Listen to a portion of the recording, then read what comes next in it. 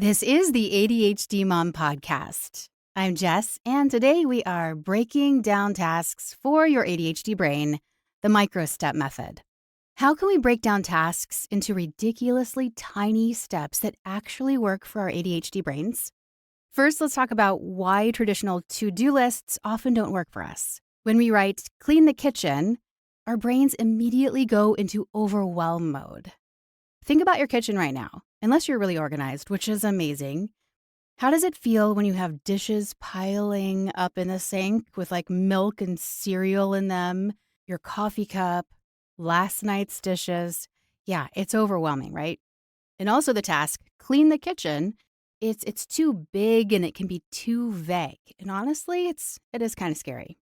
So instead of writing down the task, clean the kitchen, we're going to use the micro-step method. So here's how we're going to break down using the kitchen cleaning as an example.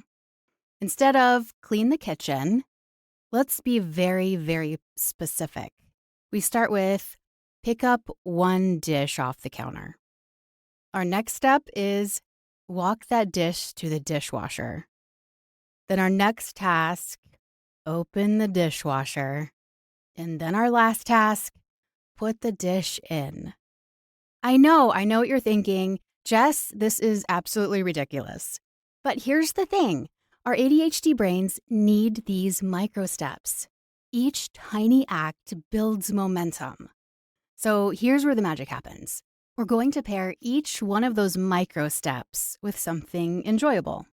Some people call this joy pairing, which I don't know that I would say it's joy pairing. Maybe it's task pairing. But the idea is that you get a dopamine hit that combines with a task. So put on your favorite playlist. If you like 90s music or finding a playlist like singing in the shower, AC/DC Thunderstruck is great for cleaning toilets. Maybe you'd rather listen to an audiobook that you would never have time to listen to. Or maybe you should just put on a funny podcast because you need a little bit of comedy in your life right now. Or maybe you have another friend that you can body double. Get on the phone, put your earbuds in, and do the dishes while you guys talk and catch up. The key is to choose something that makes the task less dreadful. Building a habit, doing the dishes or doing that small task at the same time every day, also helps with the overwhelm because it becomes a routine and it's a part of what you do.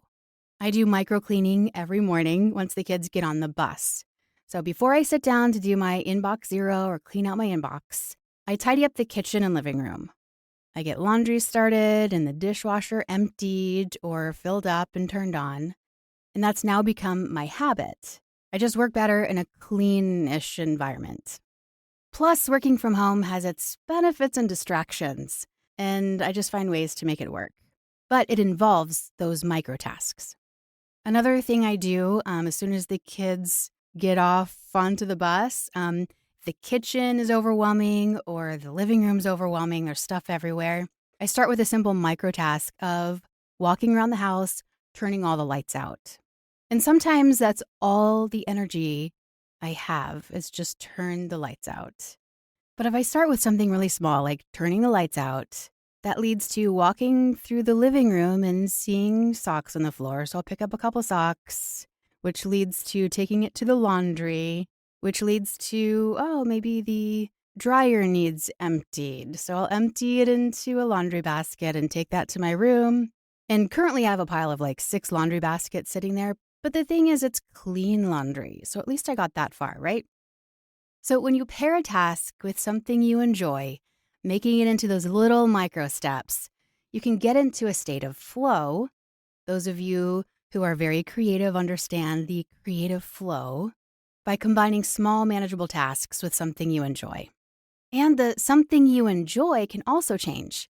Because I have an ADHD brain, I like to switch things up every now and then. Sometimes I'm in a learning mode, so I'd rather do a business podcast. Other days I need a break from business stuff, and so I just listen to music. But it's also important to keep in mind this is a micro step, not full-out cleaning mode.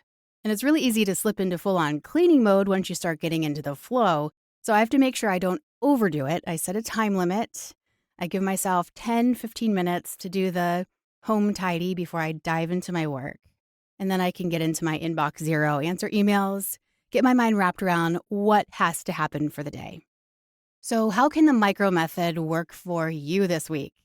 Pick one task that you have been avoiding or that feels really big. Break it down into the smallest steps possible. Remember, it wasn't clean the dishes or start the dishwasher. It was pick up the plate. That's the micro step. So once you've picked something and you break it down into the smallest steps, teeniest steps possible to get your momentum going, then choose something enjoyable to pair it with. That's it. Remember, we're not aiming for perfection. We're just aiming for progress and a little bit of momentum, one tiny step at a time. Oh, and this works for our kids too. They also get overwhelmed. So as you're learning this method and as you're applying it to your life, teach your kids too. What works for you? I'd love to hear it. You can email me, jessica@theadhdmom.com, or visit us at theadhdmom.com. I'd love to see how creative you can get with this. Until next time, make it a beautiful day.